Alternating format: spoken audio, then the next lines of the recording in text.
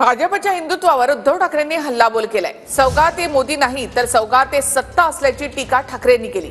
तर बटेंगे तो कटेंगे म्हणणारे आता सौगात देणार असल्याचं ठाकरे म्हणाले। ठाकरेंच्या टीकेनंतर सत्ताधाऱ्यांनी सुद्धा पलटवार केलाय।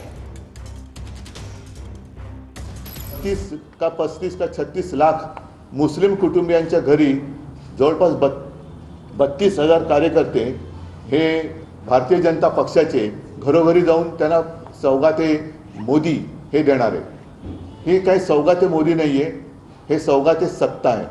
महाराष्ट्राच्या निवडणुकीमध्ये बटेंगे तो कटेंगे हा नारा देणारे आता सौगात म्हणजे भेट द्यायला चाललेले आहेत। भाजपने एक बार ऐलान करना चाहिए कि उन्होंने हिंदुत्व को आखिर छोड़ ही दिया।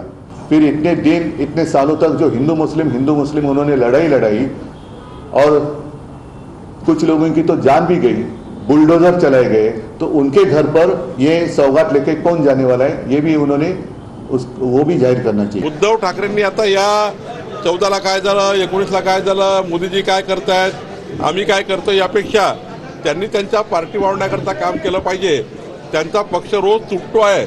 उद्धव ठाकरेजी त्यांच्या राहिलेल्या कार्यकर्त्याला सांभाळण्याकरता काही वेळ दिला तर काही पार्टी तरी त्यांची वाचेल। वर्षभर किंवा आयुष्यभर होळीच्या निमित्ताने मुस्लिम समाजाच्या नावाने शिमगा करायचा आणि निवडणूक आल्यानंतर त्यांना पुरणपोळी द्यायची, असा हा प्रकार आहे। पण याच्यात एक गोष्ट चांगली आहे की आमच्याकडचे जे काय उडाण टप्पू आहेत, ज्याचा उल्लेख अनिल परब यांनी आपल्या विधान परिषदेच्या भाषणामध्ये केला आहे, ते सुद्धा आता टोपी घालून कशी ती सौगात घेऊन जात आहेत हे मला बघायचंय।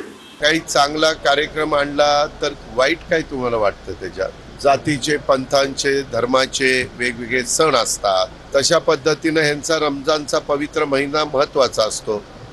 त्या निमित्तानं त्याही घटकाला एक शुभेच्छा देण्याच्या करता हा कार्यक्रम आणलेला आहे।